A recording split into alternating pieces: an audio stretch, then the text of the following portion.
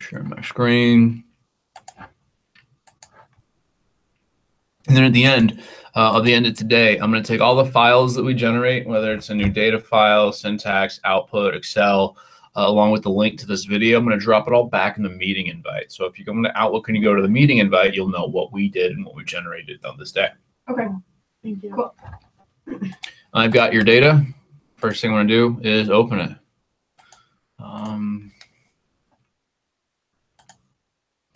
You have a hard copy of your study or something? Because I'm going to be asking you to tell me about variables. If I'm like, well, what variable? What thing?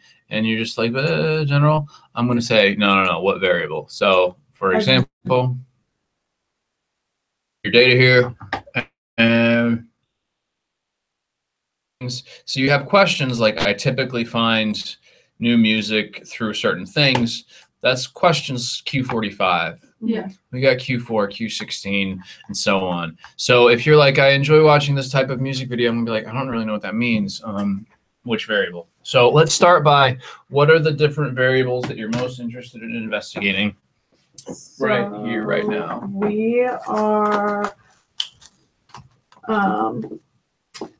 where they usually watch music videos correlating to. All right. So where you watch music videos, what variable is that? Independent.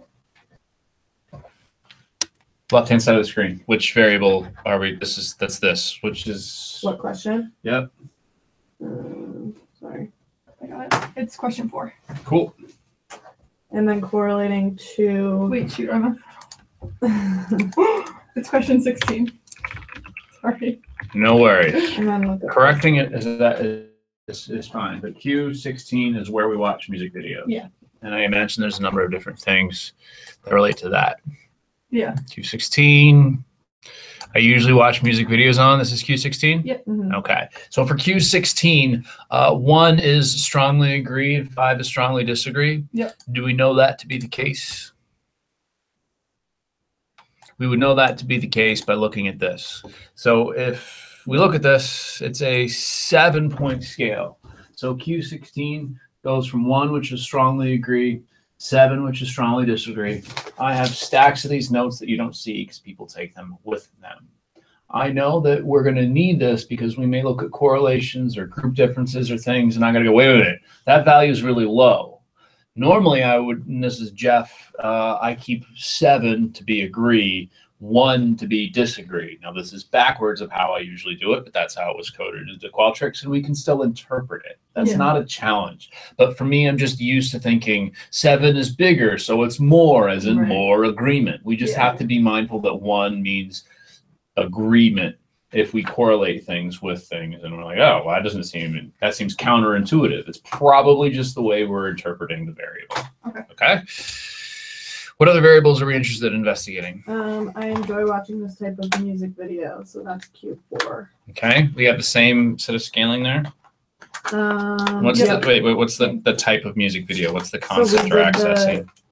Like the narrative music videos. Oh, all right. Which variable is this? Q4. This was the one where we described the different types of music videos. Okay. And I enjoy watching a music video that has these certain characteristics. Our scale points are the same. Yeah. Sort of. Like we don't have a 3. So ordinally is the best way we can look at the scale right now, unless you recode it. Oh, because we don't have a somewhat agree. No, we do. You do, oh. But we've just skipped the number 3. So there may be some recoding that we need to do. Why did we skip the number 3? You didn't do it. This is a Qualtrics thing, maybe about how just a rogue button click here or there. You're like, oh, undo or switch it or move it, or we're going to go from 5 to a 7. So there's going to be some recoding here, which is fine. Don't worry about it. It's not a scary thing. In fact, if we wanted to create new variables, we could say, where are you? These things.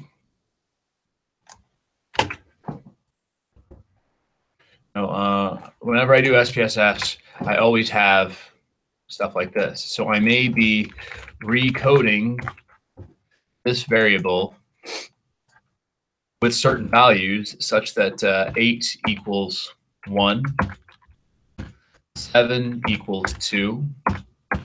This is me changing the direction as well. Right. 5 becomes a 4.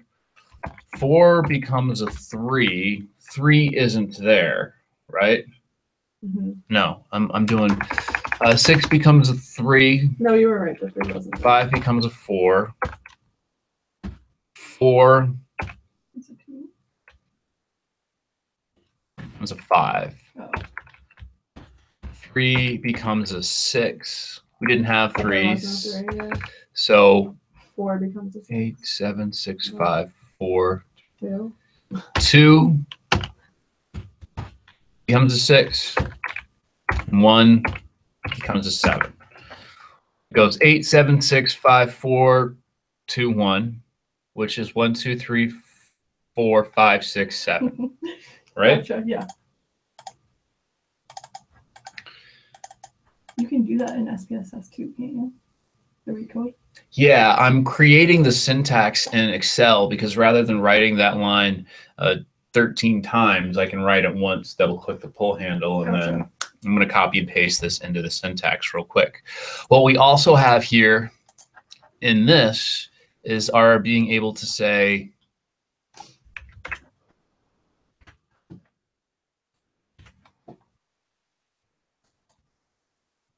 what type of video do we call it where it's one promoting a film? Narrative. Okay, so this is, we call it type narrative. Mm-hmm. The second one's also narrative.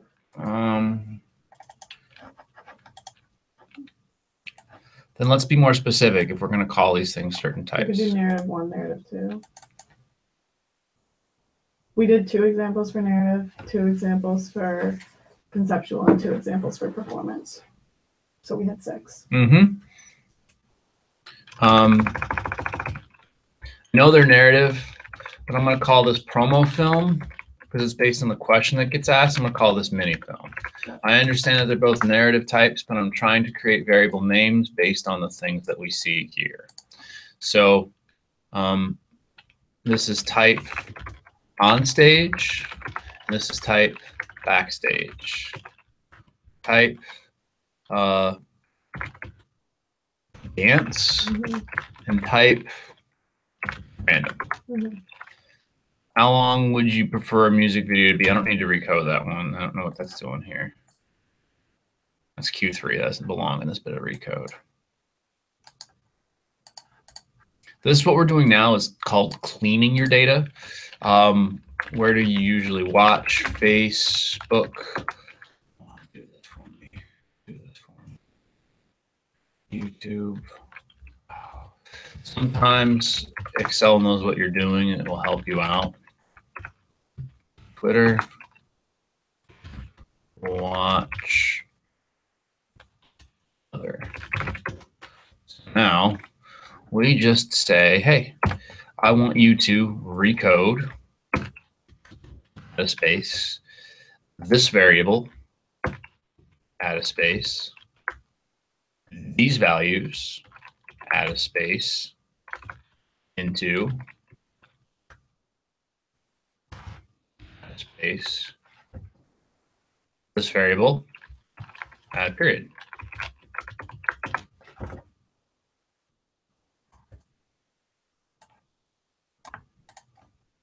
That variable doesn't make any sense because it's a text variable. But now I have all of those things, which I can put into my syntax.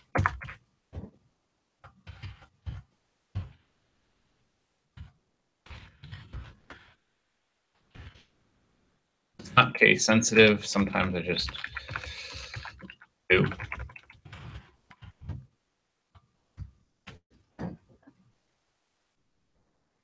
1, 2, 3, 4, 5, 6, 7.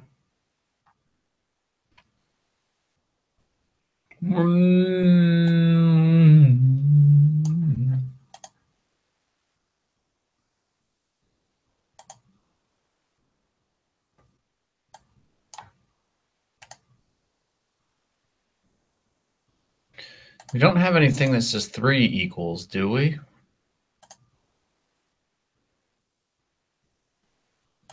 No. Besides the 6 equals 3.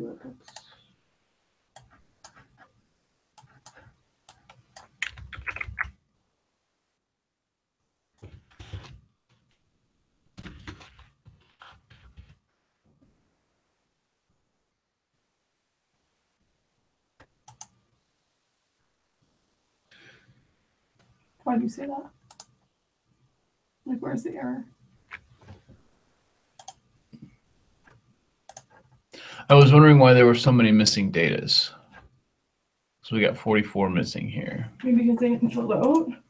Yeah, I mean, that's what we're looking at. So that's another part of the data cleaning that we didn't do, which is if we sort things by progress, we've got a number of people that only completed 4%, 5%, 8%, 15%. And really one of the first steps of data cleaning should be, who are we going to eliminate because they didn't complete enough of the survey? Who are we going to eliminate because they didn't do this, because they didn't do that? That's really the first thing that we're after. So even if you can't take any of their data if they didn't finish 100% of the survey? That's not what I'm saying at all. Let's say like under 30. And that part of your analysis decision is like, when we got the data, we cleaned it, we eliminated people who didn't complete 30%. So where I start with this is by saying, and this is how I do it, is I'm going to save whatever this data is. And I know it's got new variables in it, but I'm not concerned about that. This is AH video. The date for today is 12/06/17, and what your sample size is. And it's not going to let me do that because I feel like that's a data thing to write the date like that. 14. Sorry? I feel like that's like a data analyst thing to write the date like that. It irks me so bad when people don't put periods in between. I don't want extraneous dots in my data. We have So hard to 114 read that respondents. I don't know if that helps. 114? Mm-hmm. Right. So now I'm going to save this data as it exists as today's date. You have 114 responses. Now we're going to say we eliminate people whose progress is less than 20%. That seems reasonable, or you can say, whatever. So then we 15. clear them. And now we're left with 90 responses. That's fine. So then we save this data. It's not the data that we pulled, but it's cleaned a little bit. 90. Then we save it as this, which means when we start running our analyses here, rather than getting this data, Gotcha. we're going to start with the, I don't know. So we could get, like, say we post our survey again and we get 10 more respondents, we could just redo all this analysis with that data, technically. That's the whole point. Oh. I don't know. So if you keep this thing open and then you're like, oh, we got 300 respondents, but then we got to clean out 100 of them, and then it leaves it with 190 or math. Mm-hmm. But like you can say, I want to do all of this stuff on the new data set. So I just did that on the old data set. I'm gonna do it on this one. I'm gonna save this too because my standard set of keystrokes whenever I run syntax is Control SAR, save, highlight all, run. So it starts from the beginning, fetch the data, run the stuff. SAR. Mm-hmm. What does that refer to? Say it again in a second. And video 12/06/17. I work for a company who does the European way. It does 06/12/17. I'm like, what, May 12th? May 12th, yeah, right. So Control S saves the syntax file. Gotcha. A highlights all, R runs everything. Gotcha. Actually, what I usually do is I get rid of all my output because it starts to get repetitive. Yeah. SAR starts from scratch. The syntax as it's written now generates me this log. It says, hey, you're just opened a file that you already have open. Yeah, I know. This is the recode that it does. Then it generates frequencies for those things. And now we see that we have a 90 people. 9 of them failed to complete this item. Yeah, I mean, well, I'm less concerned about the missing data, but more.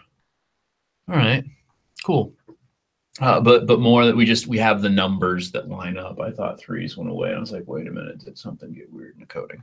But we're good here. More importantly, this gives us the opportunity to do. I need to start making this. This has to be part of. Okay, I can do that. I wish there was a shorter way to type a histogram. Because that's one thing. Now remember, I flipped them now. So now I have these new variables that say, what are they called? Type or watch, but they're Jeff valenced. Their high is positive. That's not like a specific thing. I'm just saying that high numbers are positive. Should we re-switch our other one too? You don't have to worry about it now.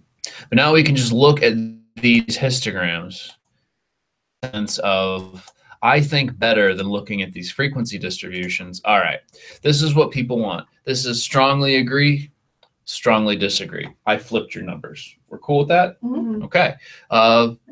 81 observations. The mean is 4. The standard deviation 1.7. And it's, I don't know, that's kind of weird. We've got like this, some people like it, some people don't. And there's this, I'm not sure I'd call this, it's kind of normal. I'm not really sure.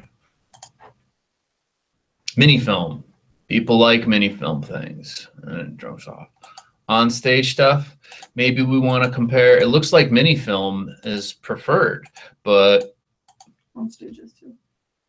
on stage here, there's not a whole lot of 7s here. We got a chunk of 7s, but it gives us a sense of the shape. Like this gives us a sense there's a little bit more variation. This scales to 25 max. This scales to 30 max, and we're all like 6s and 7s here. This is the high point, and it's only 24, and then it sort of drops off here. There's more variation here. Standard deviation of 1.7, standard deviation of 1.4.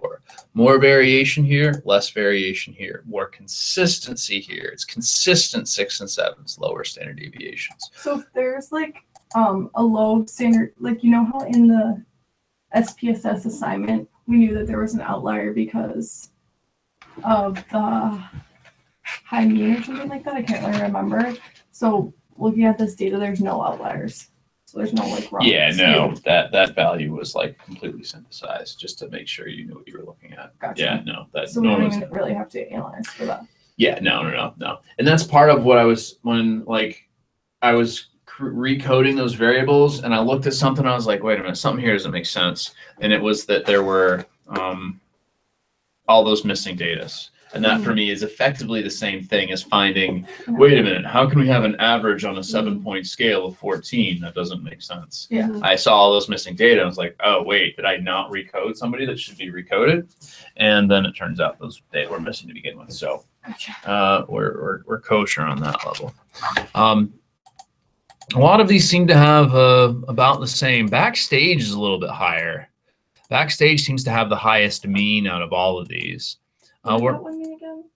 Mini It was film like, and backstage. The backstage one was like, I mean, the videos that follow their like everyday life and then like preparing for a show. You know what I'm saying? Yeah. Thomas Rob always does this. Yeah. So if we did something like this and we wanted to compare and see which is the best type of these, we could create things that do. In some sense, we could create like comparison charts like this for the 6 different types of music videos. If we wanted to, follow-up conversation. Don't want to generate that now. Don't want to work on trying to make those comparisons now. It's too early stage. Please. So for our recommendations, Yeah. do we need to factor into this correlation who actually knows Adam Hanna? Because, or like, who is a fan of his type of music, or would we not rule out anybody? Because somebody that likes like hard rock and say they like a certain type, would that be like a skewed recommendation because he doesn't do hard rock? Yeah, so we need to clean up your language because it's not skewed. It would be a confound. Confound. Yeah. I don't know what So that is. we have Yeah, so that's chapter 9. That's definitely going to be on that thing that you have to type. Okay. Yeah. Confound is the thing we're after. So yes, it would be confounded. Like we saw that earlier this morning. This morning I was working with the concert experience people, and we were looking at things like, all right, do you like to go to the show? Do you like to leave early? We got 60 people who have been to an Adam Hanna show, and they're all willing to travel. And like we just kept saying, well, people who go to Adam Hanna's shows know who he is. Mhm. So if we're talking about what are you willing to do for him, how would you like him, all of these things are couched in the fact that we know this guy. And we saw that of the guys, like a majority of them, it was very important to go because they knew him. So it's to that point of like, if we know that people are going because they know him rather than because of their music, that introduces a potential confound. So just like in those situations, if they don't like his style of music, do we care? Yeah. So I mean, at this point, I don't want to do style of music as a blocking or control variable, but I think it would be good to know, I don't know, what those other variables that you think are potential confounds. Do you have anything that measures if you know him? Do you have anything that measures if you're a college student at PC? Like, what are those sort of things that you think are potential confounds? Well, we have if you know him, but I feel like if we're just making recommendations for his music videos, does it matter if they know him or not? It's just in general what people like about music videos. But that's what we're saying, the style of music. Right. But not if they know him. Yeah. What's the variable for knowing him? Do you recognize this artist? And it's the picture of him. And how do you know this? How do you know Adam Hanna? And have you ever watched one of his videos? What's the variable? Oh, sorry. 42. Q42? Yeah. Q41 is the. Do you recognize this artist? Right. All right, so it's Q42.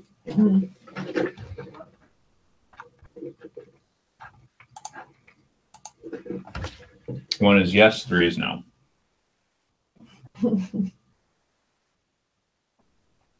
Okay. So let's first of all, let's figure out that. And it's Q42.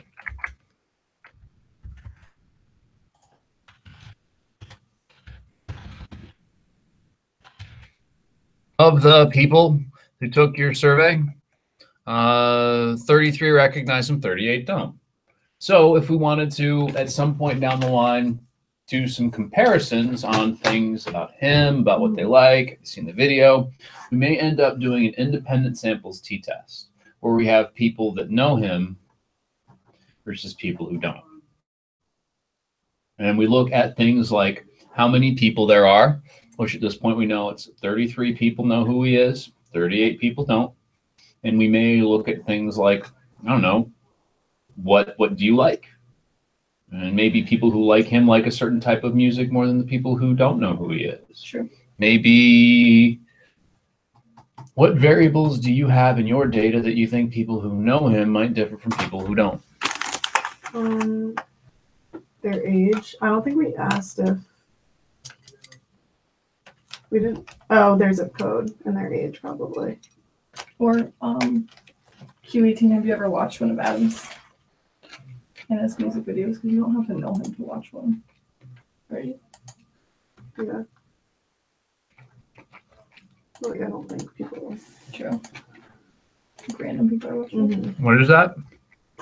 Q18 was, have you ever watched one of Adam Hanna's music videos? But then we also have 2 Q18s?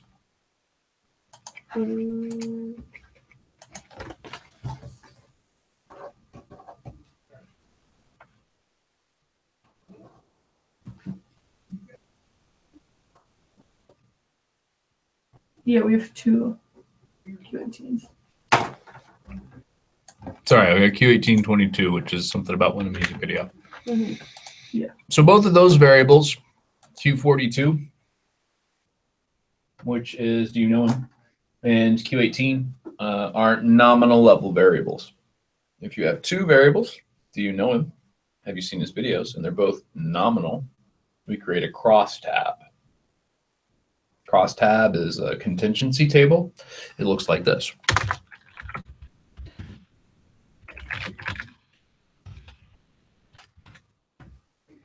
So now we have, we only asked the people, have you ever watched one of his videos, if they know who he is.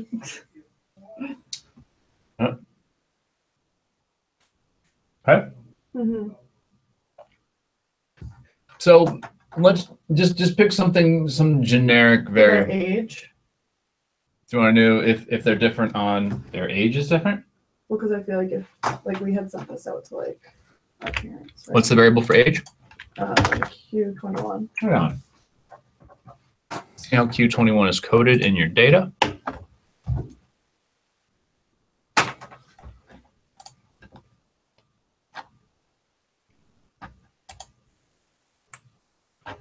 There's two 21s. No. Is there a way to like change that? Of course there is. Not now. Like as far as the variables are directly exported from Qualtrics. If you went back into your study and went to those sections on the side next to the gear, do you see like the gear and the question number? Yeah. You could go in there, change that question number, output the data again, and then they would be different over here.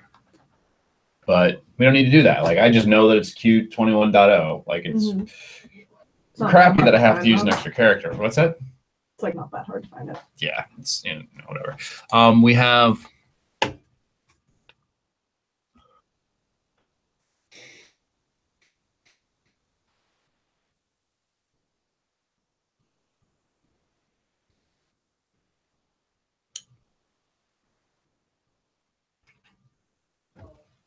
Should we have made that an open-ended?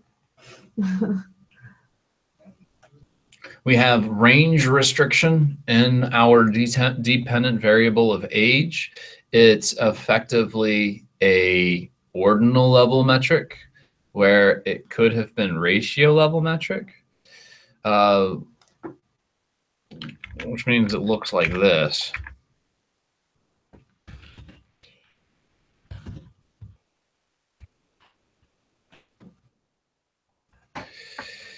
You have Under 18. yeah, I should have been screened, but that's all right. 18, 19, 20, 21, and then over 21. But we don't know whether these people are 22, 23, 30, 40, 70, right. Which we know we saw in the other one of the other studies. Can't remember if those teams were. So we have a little bit of range restriction on this, but we can still look at it as being an ordinal level metric.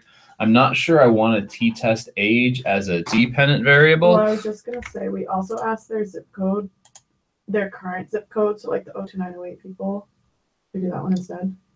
That still location is still an ordinal level variable. What I'm looking for something is continuous here. So let me go back to the type variables here that like the types of videos that people like to watch. To say, I want to compare two groups. The two groups that I want to compare are people who know Adam, and that's Q42.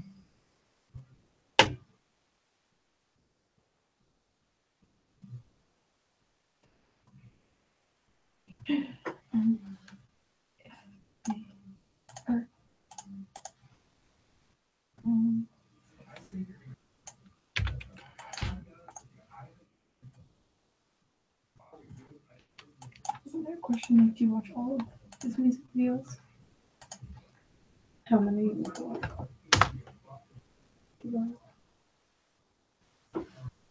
It's, have you ever watched? And I thought it was which ones have you watched? Yeah.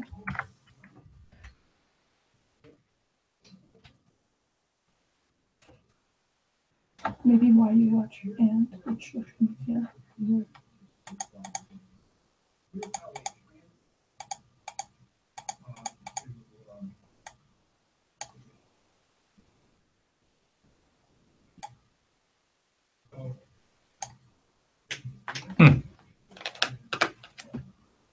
So An independent samples t-test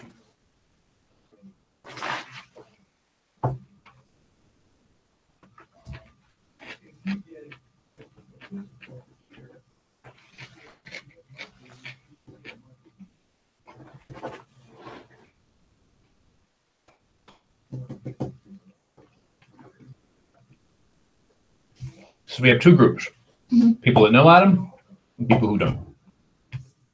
And if we have variables such as where do you typically watch and what type of videos do you like on a 1 to 7 scale, we can compare the mean variable for these 33 people and the mean of these 38 people.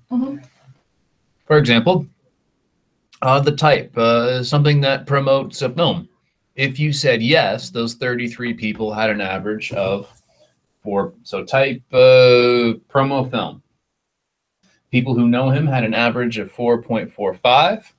People who didn't know him had an average of 4.16.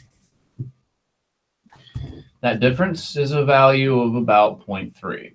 We know on the 7-point scale in this sense, for these, 7 is positive, sort of yes, and 1 is negative. It looks like the people who know him have a more positive attitude towards this type of video, promoting some sort of film. Whatever characteristics there are that define this group versus this group, this is the variable we're using. Is this difference significant? No. How do you know? It's greater than 0.05. What is? The difference between the two. That's not what you're evaluating. You're jumping ahead. We need to make a significance test? Exactly. This right here is the difference between the two means, otherwise known as the mean difference. The mean difference is 0.3. Does it run a significance test? It does. Oh. What we do for the significance test is this is an independent samples t-test. So there's 2 rows here because there's this Levine's test. Don't worry about that. Just look at this first of these 2 paired rows. Okay. The t statistic is actually our test statistic, and we're going to use that value of 0.703. Which is this? This is our test statistic? These are the 2 groups that we're comparing. Okay. Sorry, I think I'm confused about what T means. I think you are too. The t value is calculated by saying, what is the difference between the 2 groups? Oh, yeah. And then divided by the standard error. Okay. So on top, we have this value of 0.3. On the bottom, there's some standard error. Standard error of the difference is 0.4. We take 0.3 over 0.4. I'm rounding a little bit there. 3 over 4 is about about 0.75. 3/4 is 7/5. It's 0.75. So this value, now I rounded a bunch, so those aren't exactly the same. Yeah. Conceptually, that's where that comes from. So if this difference between the 2 groups is big, this number gets big, and if this number gets big, this number gets big. The numerator is big, the difference is big, the test statistic is big. This test statistic of 0.703 is small. That's not a very big difference at all. Yeah. The difference between a 4.4 and a 4.2 on a 7-point scale isn't very much. Then we look at the associated significance, or p-value here. And whenever you're ready, Maddie. No. Because? Greater than 0.05. Because the p-value, or significance value, Right. is greater than 0.05. Let's try another one. We have a mini film. 5 point, that's actually going to round to 6.0 for mini film for people who know him. People who don't know him, that rounds to 5.4. This difference, people who know Adam do again prefer this type of video to the people who don't know him. Is that difference significant? Looks like it might be. But how would you know? I have to look. I'm guessing right now, but It's bigger than the previous one, but we would look at the t-value and its associated p. So the mini film, you see this t-value? T is bigger now. Why is the t-value bigger? The difference is bigger. There we go. And if the difference is bigger, the t-value is bigger, what should happen to the p-value? Smaller. It should get smaller. And it does. 0.09. But it's still not. So we can look at this in a couple of different ways. And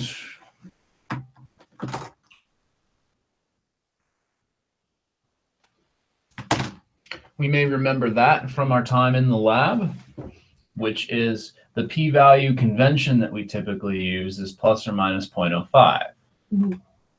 Although we can evaluate that and say it's less than 0.1, but not less than 0.05. So this is what we sometimes call marginally significant or directionally significant. If you had come at this from a directional hypothesis, that would be a one-tailed hypothesis. By default, SPSS provides two-tailed significance levels. If you want to know the one-tailed p-value, you cut it in half. But you didn't approach this for any theoretical reason. I mean, you could, after the fact, come up with a reason and manufacture it.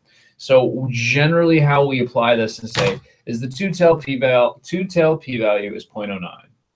So it's marginally significant or directionally significant. If we had come up with a directional hypothesis, a reason why we think Adam's fans or people who know Adam have a reason to like mini film videos more than people who don't know him, then we would give the directional hypothesis some support. I don't think that we have a reason for that. Though people who know him do have this preference. So then if we know this is the exercise that we're doing the whole way down, is to look at the mean difference and then compare it to a t, ultimately just the p-value. Mm-hmm. We can just scan the t-test for p-values that are less than 0.05. Yep. Type random has a p-value that's less than 0.05. Okay, random. 3.9 for yeses and 4.9 for no's. And the t-value here is 2.8. 2.48 rounds to 2.5. I'm rounding to tenths. That's not super awesome, but for the purposes of this, it helps us illustrate. The difference between these two groups is a full point on a 7-point scale. The t-value is 2.5. The associated p-value is 0.02. That means people who know him and people who don't significantly differ on the types of videos that they like. People who know him tend to like these random things less than the people who don't know him. Cool. I don't know that there's anything that knowing Adam as an independent or causal variable, I tend to think that there's going to be things that are correlated with knowing him. Maybe things like age, maybe things like being in college, I don't know. But there are things that we're going to be able to see are perhaps driving that difference there. Similarly, we keep scanning down. And we come here for the last one, which is watching on Instagram. We see that this one has a p-value of 0.04, associated t-value of 2.1. And then we look at our Instagram bits here, and it's 4.3 for yeses and 3.5 for no's. People who know him versus people who don't. Higher is positive. They tend to watch videos on Instagram more than people who don't know him. Mm-hmm. So I don't know what that means for recommendation. We're sort of confirming a little bit of reality here. At least we know that the people who know him are using the media more than people who don't know him, or maybe they know him because they use the media that he uses to generate his videos or uses to house his videos. It could be, we don't have a causal direction here. For this one, could we do like people that people's opinion on random versus like which one of Adam Hanna's music videos did you like best? Because wouldn't that be something as random? It's like scenery and like following him around if he does random things. Okay, so rather than looking at knowing him as an independent variable, Looking at you want to look at what is the independent variable? Your favorite Adam Hanna video of the three? Yeah. So we're gonna have, we should first of all find out which of the three videos is liked the most. Yeah. What is the variable that indicates which one you liked the most? 50. U50 is the preferred video.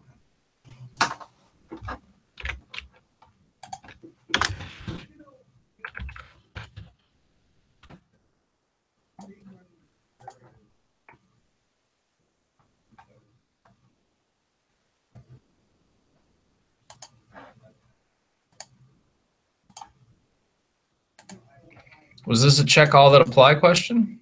No.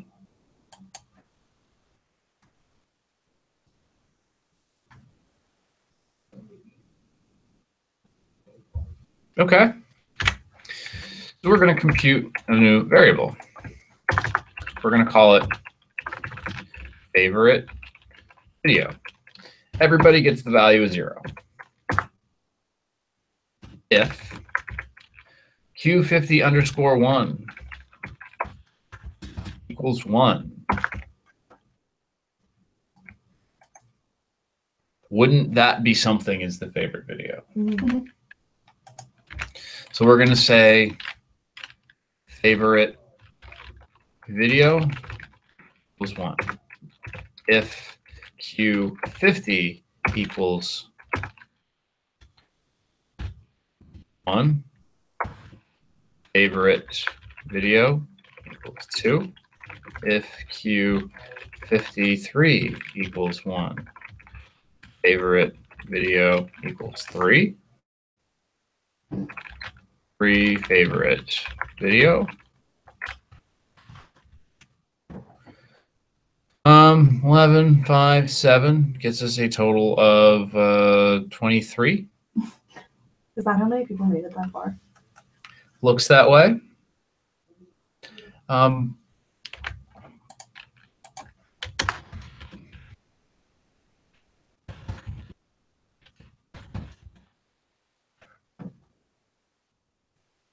12, 6, 7,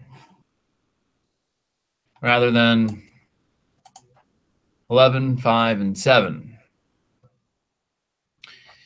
The way this data is coded here suggests to me that this was an all check all that apply question. Are they squares or are they circles? Squares.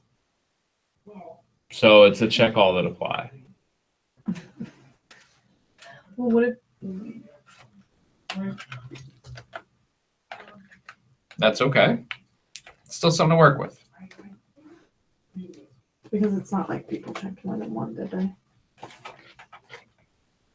People may have checked more than one.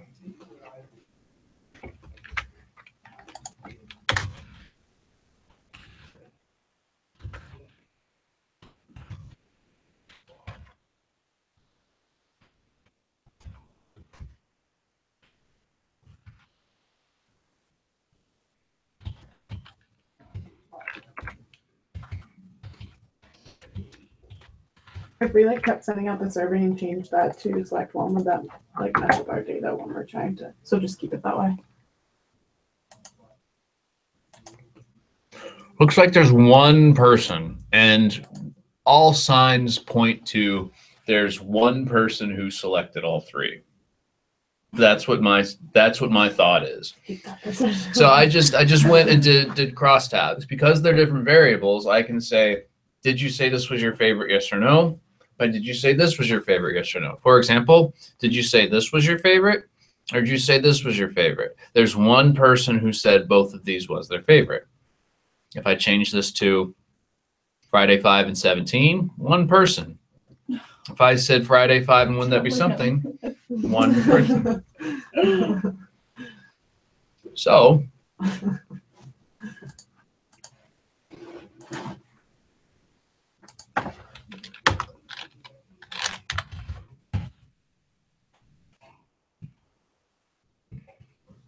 it's the right order to do this in.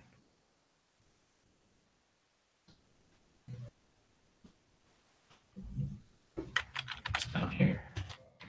If Q51 equals 1 and Q52 equals 1 and Q53 equals 1, then favorite video equals 4. And we say value labels for favorite video 1. Which was video 1? Wouldn't that be something? Wouldn't that be something? WTBS. Yeah. 2? 17. I'm going to spell it. I don't want digits confusing me. Friday 5. And this one's Friday. I don't want digits confusing me. And 4 was all of them. Presumably, come on, Jeff, do things right. There you go. So there was one. No, 67 people did answer. That's so rude. what do you mean? Is the answer? No, Well, I think a lot of people just stopped taking the survey. We could figure out how many people stopped. I don't even want to know. Me neither. Honestly, it's just gonna make me sad. No, you have these people who did this, but you say it stopped. But didn't. what's your question about how many people? What's your question about? Do you know who Adam is? Oh, true, if that led up to the end. What do you mean? Do you know? It's who- Q42. Do you recognize it? Mm-hmm.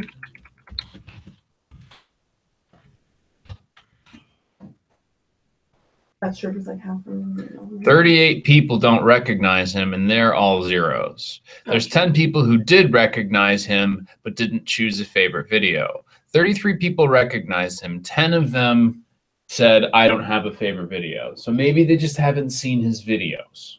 We said. Have you ever watched it? That was linking It will to. pipe them if have you ever watched I gotcha, but these Oh, are they can these start are now. these are people. Like, They'll suck. you're gonna be perfect in market research. And I don't say that jokingly. Like, that's like, these are all data points. They're stupid people who don't do what they're supposed to do. Wow, how hard is it Even to my take? own sister texted me and was like, I don't think I can do this survey. I made her. People suck. Your sister sucks. We already knew that though. For this survey.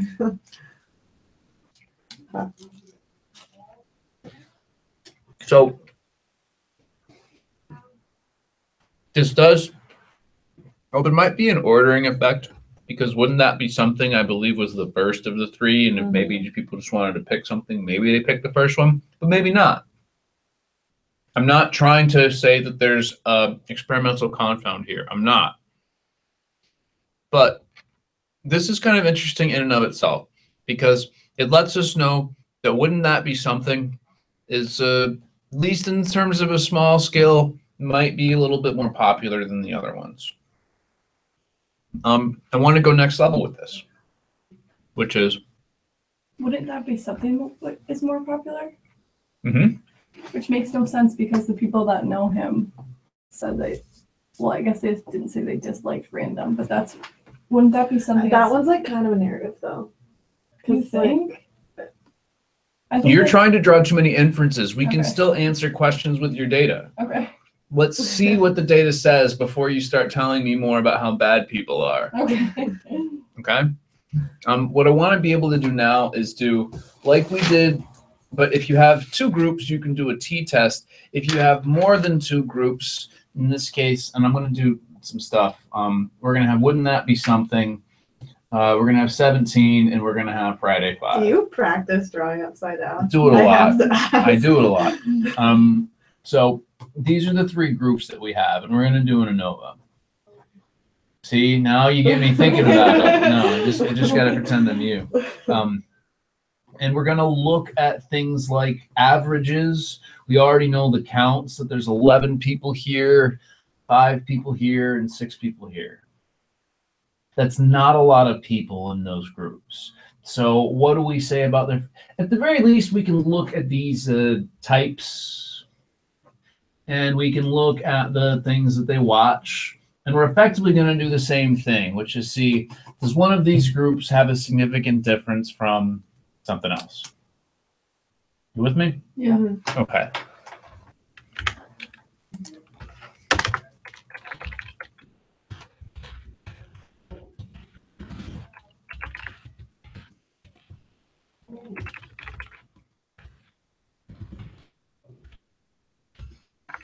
I'm going to start by saying we're quickly going to specify that we're only going to include people in here. And now this is getting crazy, but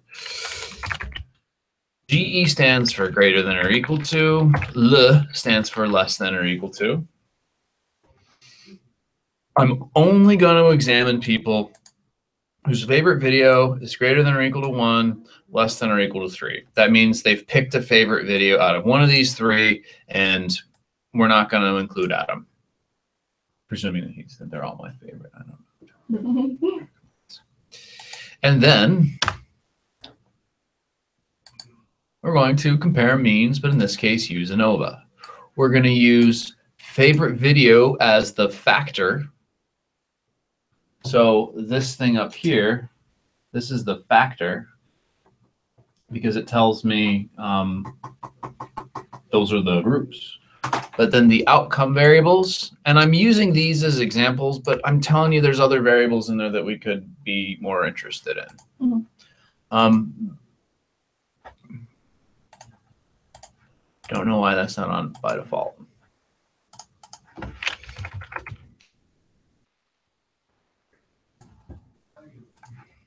This, again, is a group difference test. When we looked at, and it's ugly, let's do this, and let's do this. We did this before. Do you know? Yes or no? There were 2 groups. Now we have 3 groups. When we did, you follow? 2 groups and 3 groups? Yeah. When we did 2 groups, we started by saying, what's the difference between those 2 groups? We've got 3 groups. That's 3 differences. This minus this, this minus this, and this minus this. It doesn't work the same way as this guy does. Right. But what we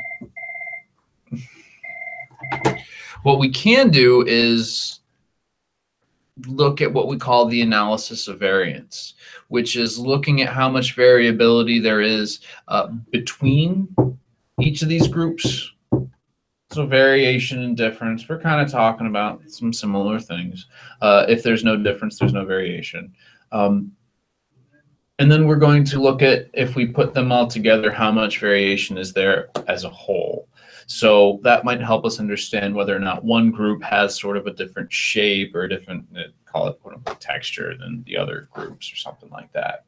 In short, it's your way to do a t-test if you have more than just yes or no. And we look at this and say, all right, these 11 people, what type of video do they like? Or how much do you like things promoting a film? Or how much do you like mini films? How much do you like on stage? And we can see for this group, people who said, wouldn't that be something was their favorite video? had the highest mean here. All three of these groups were like 6+. Friday 5 was the highest. Friday 5 was highest for on stage. But is this difference significant? Is this difference significant? Is this difference significant? What are we looking for, Maddie? The p-value. Right. What's the p-value? You see one? No. What should we be looking for if we don't see the word p-value? Significance. By now. Yep. So we can just scan this column and look for significance values that are less than 0.05. But there aren't any. Some things may be close. That's not close. It's not close.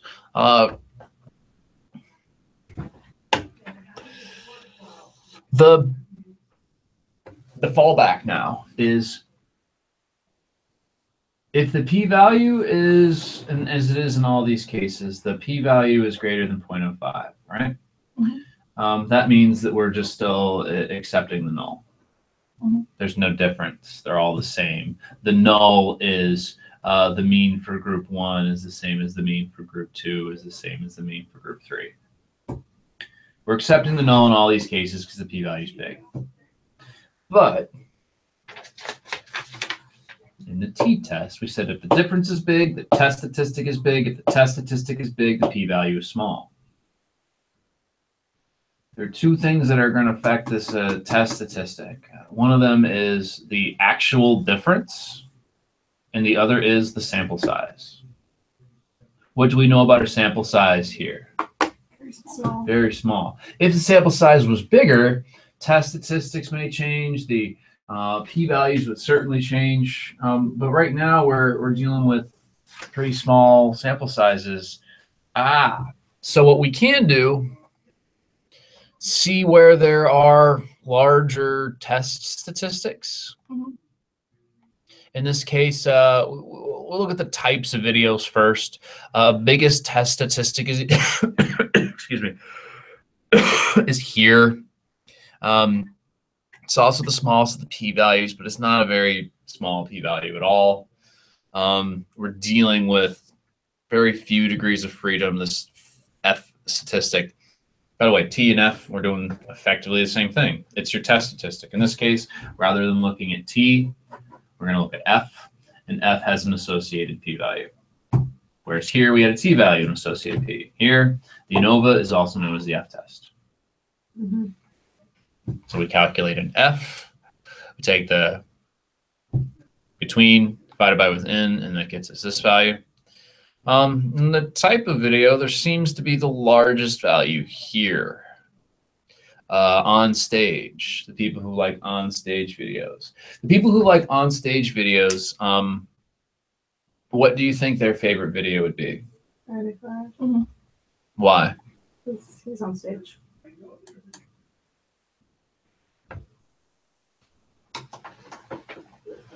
So it is. No. Yeah, because it goes to strongly agree. It's 5.6. Oh.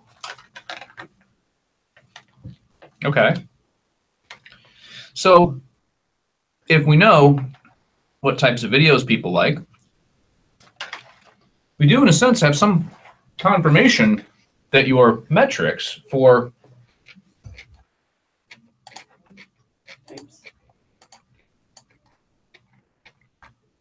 to me, this isn't quite a recommendation, but it's a meta finding, a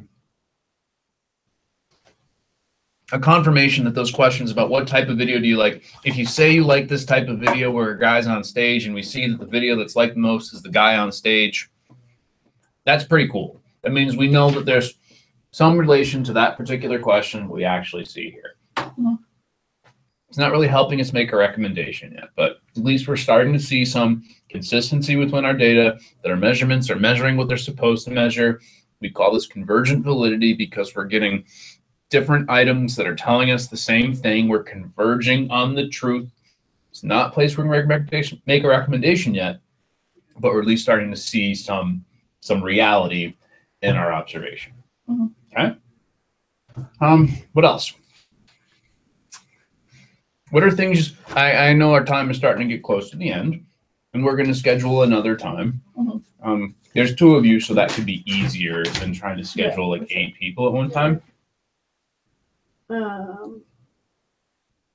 I guess where he should market them. So like, which social media platform did you see it promoted on, and then which social media platform did you watch it on? Okay. Where did my sheets go?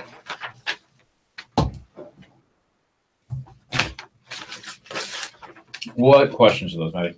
Q16. And Actually, I don't know Q- if that's right. It would be Q19. And Q38, but Yeah. that's specific to Adam Hanna. So scratch the Q16 one. Because that was in general, where do you watch music videos? But these 2 are where did you see Adam's video promoted, and where did you watch Adam's video? yeah, we're gonna have to be creative in the way that we use our different pieces because we're Not a lot of people. yeah, and remember,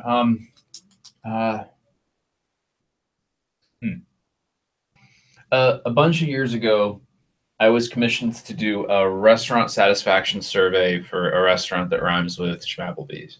And I didn't know until I got to the very end of this study that really what they were after was someone to report that they were doing great, that their food was delicious, so that they could tell their shareholders that restaurant's doing just fine. Don't pull your money out. I wasn't happy about conducting unethical research. Set that aside for a minute. But one of the big challenges that you encounter when you do something like a restaurant satisfaction survey and you want to put it in the context of competitors. Mhm. You're walking out of Applebee's and I hand you a survey and I ask you to fill this out. Fill it out and I say thank you. And I'm trying to figure out whether or not you like this restaurant more than some other restaurants. What do we know about everybody who filled out the survey? We went to Applebee's. So And what happens before you go to Applebee's? Or at the very least, you choose Applebee's. It's of the options, it's the least bad. Maybe you prefer it. I'll crap on Applebee's for time after time, but I don't know that I've ever actually had a bad time at an Applebee's. I love Applebee's, honestly.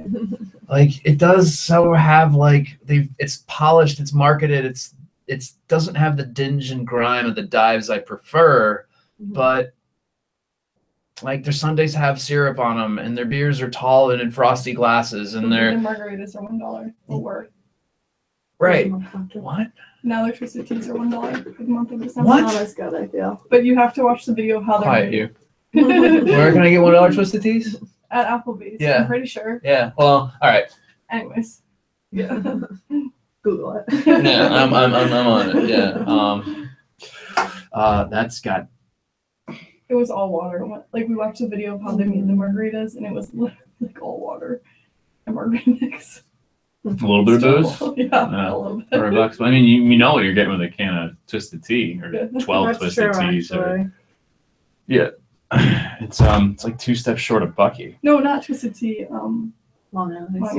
Oh, I think. that's different. I don't know. I can't remember. I saw some.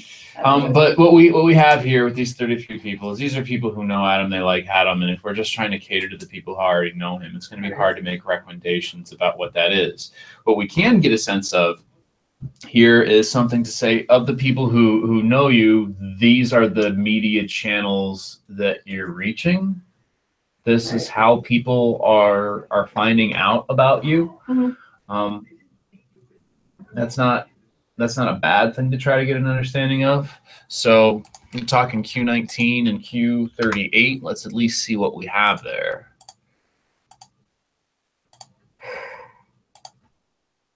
It's these, right? Mm-hmm. I'm sure it's not. Mm-hmm.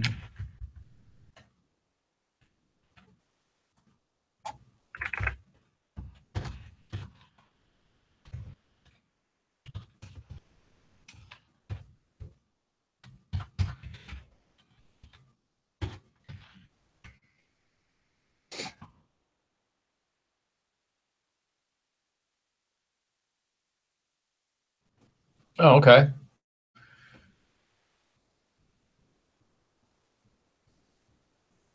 Nobody selected Spotify. Nobody selected other. And nobody selected his website. Of these 33 people, he's not getting much reach on those platforms right now. Cool. I didn't know that he had a website. I couldn't find his Twitter. Like, there's a lot of those things where I'm just like, I want to be a fan, but I can't find you. His website's definitely not marketed at all. No. Yeah, but I want, and he did that though on Friday. He was like AdamHannamusic.com. I think he gave a shout out at the end, but like, that's the kind of stuff that needs to be like, I'm not saying it has to be everywhere, but put your Twitter handle near your merch booth. Put your AdamHannamusic.com. Just put something there so at least I can see it once. Or you could just put a link on your Instagram to AdamHanna.com. Is it even there? I think it is there. Honestly, yeah. But if you're trying to convert someone, a fan from a show to a fan on, on social media or whatever, I got to figure out how to get there. Oh, this is yeses and nos. It's all right. So the absolute count is 14, but the base is 33. Mm-hmm. You're with me? Yep. Has to be, because that's the only people who said that. 14 on YouTube, 12 on Facebook, 7 on Instagram. So it looks like he's getting. Oh, that's where we're watching his music video. More people are watching his music videos on YouTube, which makes sense. Doesn't he have some sort of Vivo or Vimeo? He makes them on Vivos. Yeah, and puts them on YouTube. I can't remember if it's YouTube or Vimeo. I really thought Vimeo was a thing for a while now. So did I. Remember I kept writing that? I think you did keep writing that. But he does Vivo. Listen, I think Vivo is like a YouTube thing, because Vimeo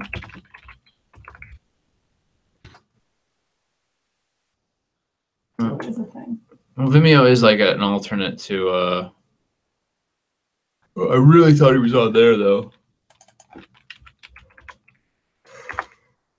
Oh, I keep going. No, I guess Vivo.com is.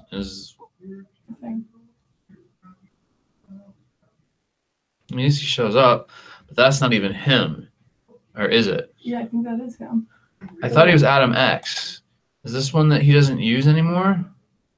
Adam X Hanna is his Instagram. But this Twitter he hasn't posted on here for more than a year. 20-year-old singer-songwriter. Like, he needs a social media audit is what he needs. Yeah.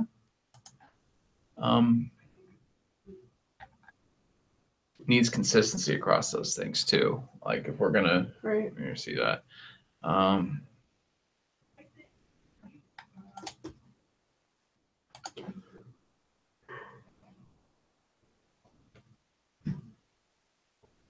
Vivo 5, Instagram 7. All right. We're getting a little sense of relative reach is really what we are. So like, if we're thinking about what proportion of the people who've responded here, assuming it's a small but somewhat representative cross-section of his fans, and we want to at least understand those few people who recognize his music videos, where they're going to see it. It may be interesting for us to say, for these different variables, where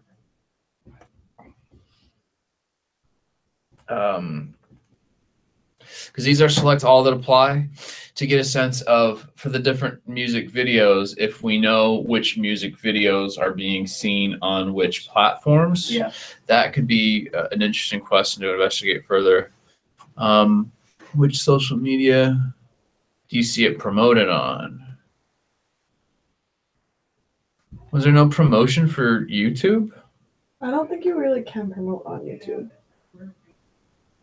It would be like with a link on Facebook. Or I guess you could have an ad before someone else's YouTube video, but I don't really think so. We said we saw it on YouTube, but it was promoted on Facebook or something.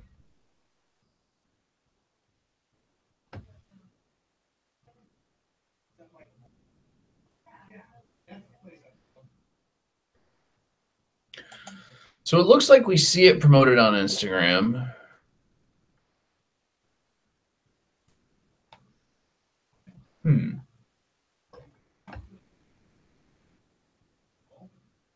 Seems to be getting more reach. On Instagram? Yeah. So, well, if these are people that know him, I think everybody that knows him follows him on Instagram. And it's easier to see an Instagram post than a Facebook post. Because sometimes Facebook posts get like lost in your newsfeed, but you see every Instagram picture, you know. I'm providing the lines and you're coloring inside them. Sorry. No apologies. These lines, I'm just a tracer. You put color in here. So what I'm looking at here is I got to ignore YouTube for a moment, but Facebook, right? You saw 12 people saw his video on Facebook. 13 people saw it promoted on Facebook. So the promotion to views is 13 to 12. I'll do it in order. So it's view per promotion. 12, 13. Now, I'm going to guess that DeFonte knows a little bit more about how to interpret numbers like this than I do. Even though anyway, no, he looks to me like a more quant, but there's specific numbers he knows the shit out of. So I'm happy about having him as a resource. Instagram, we've got 7 people watch. And so this was Facebook on the Instagram. 7 people saw it promoted on here. Wait, no. 7 people watched on Instagram.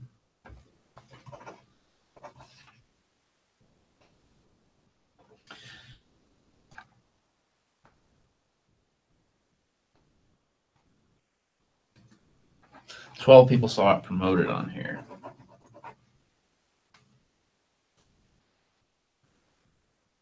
Well, if we see it promoted and we watch it on here, we see promoted, we don't watch it on here.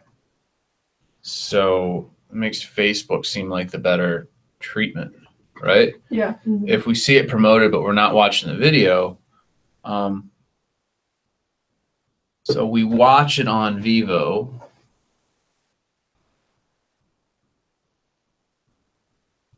We don't really see it promoted on Vivo. Yeah.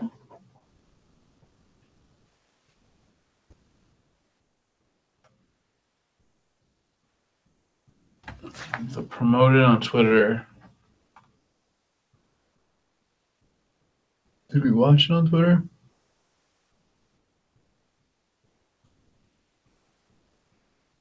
I don't see us watching this on Twitter.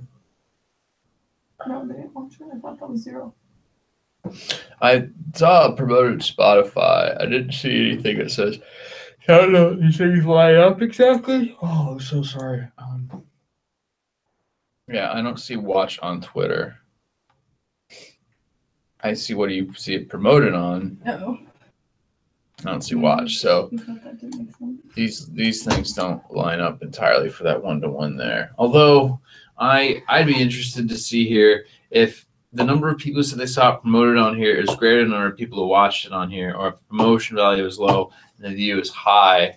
What does that mean? Yeah, I'm having trouble interpreting those metrics at the moment. Well, I'm also having a bit of an afternoon crash.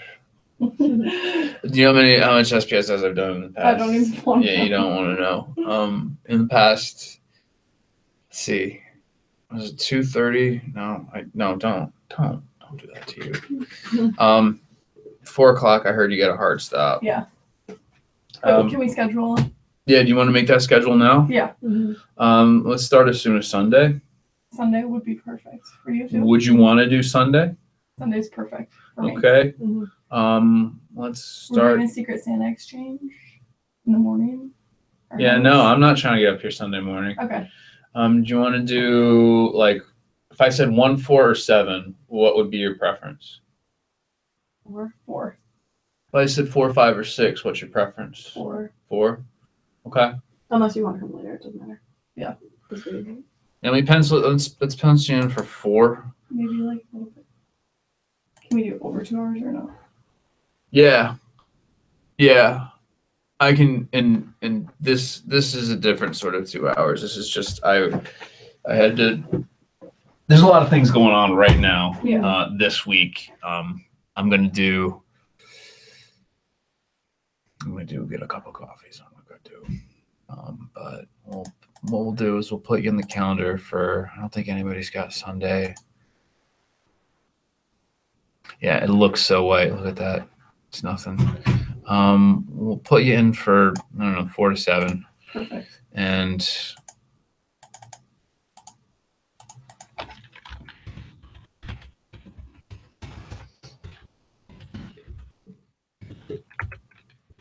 we'll come back here.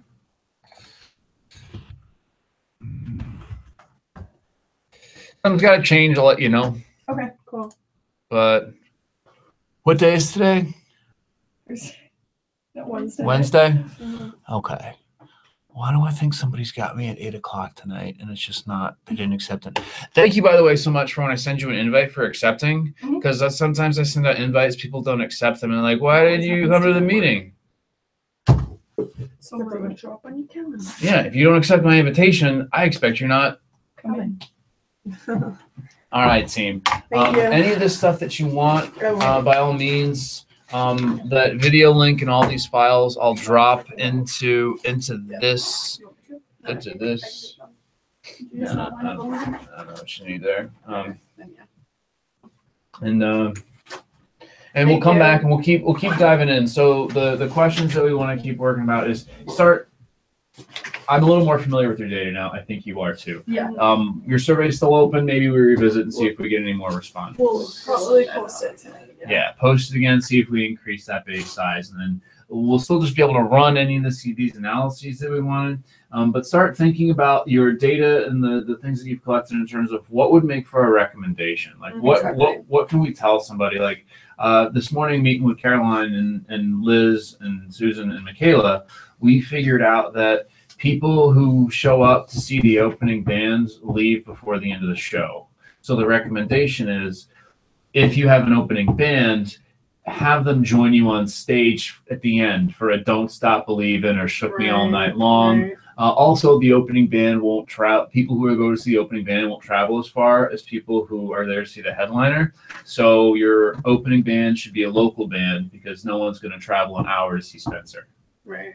Or fewer people are going to travel an hour to see Spencer. When if you're the opening act and you're my neighbors, I'm going to go down to the club to see you, my neighbors, as the opening act. Right. Sure. So we're able to say, these are things we can recommend. Look at your data in terms of what can we tell him he should be doing based on what we see, like people who do know him, people who don't, or at least in terms of the questions we want to ask. That's the direction we're going. All right, cool. We'll have that ready for Sunday. Cool. Thank you. Yep. Thank you. Go work, team. See you tomorrow. All right. Yeah.